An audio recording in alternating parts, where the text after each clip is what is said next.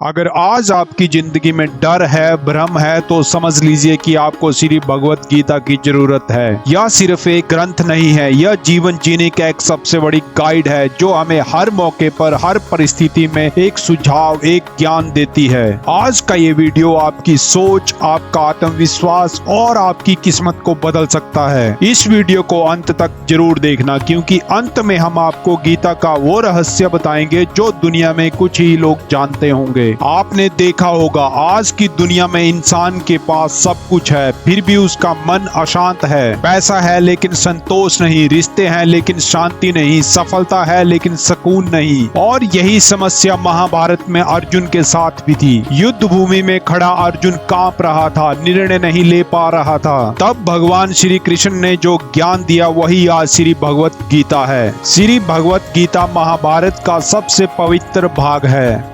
इसमें 18 अध्याय और 700 श्लोक हैं। श्री भगवत गीता हमें सिखाती है जीवन कैसे जिएं, डर को कैसे खत्म करें, कर्म कैसे करें और मोक्ष को कैसे प्राप्त करें। इसमें सिर्फ धर्म की बात ही नहीं, यह जीवन का विज्ञान है। जब अर्जुन ने अपने ही लोगों, रिश्तेदारों को युद्ध भूमि में देखा तो उसका मन टूट गया। उसने कहा, मैं अपने रिश्तेदारों, अपने सगे संबंधियों को कैसे मारूं? अर्जुन को डर लग रहा था, पाप का, हार का और अपमान का। और तब भगवान श्री कृष्ण जी ने अर्जुन को ज्ञान दिया, तुम आत्मा हो, शरीर नहीं, आत्मा अमर है। गीता का पहला बड़ा संदेश, जो बदलता है वो शरीर है, जो नहीं बदलता वह आत्मा है। और मेरे दोस्त, जो हम दुख महसूस करते हैं वह शरीर का है, आत्मा का नहीं। गीता में कहा गया है, तुम डरो मत, तुम नाशवान नहीं हो। सोचिए जरा, अगर यह चीज इंसान को समझ आए तो उसका डर खत्म हो सकता है। भगवान श्री कृष्ण ने कहा, कर्म करो, फल की इच्छा मत करो। आज हमारी सबसे बड़ी परेशानी है रिजल्ट की चिंता, लेकिन भगवत गीता सिखाती है सही कर्म करो, फल अपने आप मिलेगा। मेरे दोस्त, जो आज मेहनत करता है वही कल महान बनता है। श्री भगवत गीता में कहा गया है, जो जन्म लेता है वो मरता है, लेकिन आत्मा ना जन्म लेती है ना मरती है। शरीर बदलता है जैसे इंसान कपड़े बदलता है। हम असल में शरीर नहीं, हम आत्माएं हैं। और श्री भगवत गीता में कहा गया, डर मनुष्य का सबसे बड़ा शत्रु है। जो किसी भी कार्य को करने से पहले डर जाता है वो हार जाता है। अगर अर्जुन डर जाता तो इतिहास बदल जाता। और अगर आज आप डर गए तो आप अपनी किस्मत की बुलंदियों को नहीं छू सकते। श्री कृष्ण जी कहते हैं, उठो, साहस करो और अपने कर्तव्यों को निभाओ। गीता हमें सिखाती है सब कुछ अस्थाई है, रिश्ते, पैसा, शरीर, सफलता।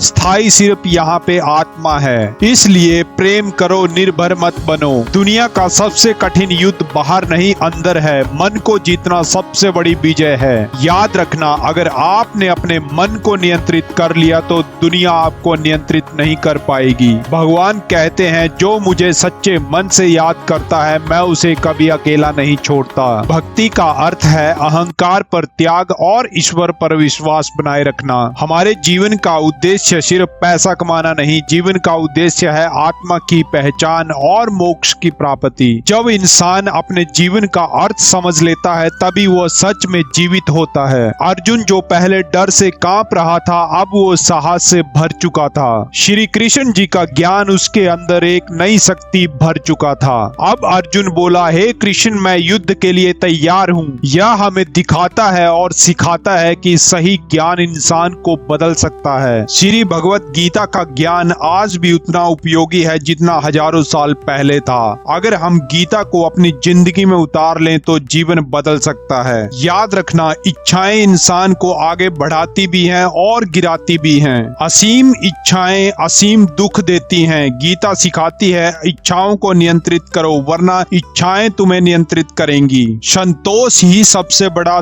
धन है। और बात करें अहंकार की, अहंकार इंसान को अंदर से खोखला कर देता है। अहंकार रिश्तों को तोड़ देता है। अहंकार इंसान को अकेला कर देता है। भगवत गीता में कहा गया, अहंकार छोड़ो तभी ईश्वर को पाओगे। जो झुकना सीख गया वही ऊपर उठता है। भक्ति का अर्थ है पूर्ण समर्पण। श्री कृष्ण जी कहते हैं, जो मुझे प्रेम से याद करता है मैं उसका ध्यान रखता हूँ। भक्ति का मतलब है डर छोड़ना, अहंकार छोड़ना और ईश्वर पर पूर्ण विश्वास रखना। याद रखना, जब मन शांत होता है तभी आत्मा बोलती है। है। ध्यान का अर्थ है मन को वर्तमान में लाना। गीता हमें सिखाती है शांत मन ही सच्चे ज्ञान का द्वार है। जो रोज ध्यान करता है वही जीवन में स्थिर रहता है। अर्जुन अब केवल एक योद्धा नहीं रहा, वह एक जागृत आत्मा बन चुका था। अब वह डर से नहीं धर्म से लड़ने वाला था। तो मेरे दोस्त, अगर ये वीडियो आपको अच्छी लगी हो तो लाइक करें, शेयर करें और चैनल को सब्सक्राइब कर लें। मिलते हैं अगले पार्ट में, तब तक के लिए जय हिंद, जय भारत।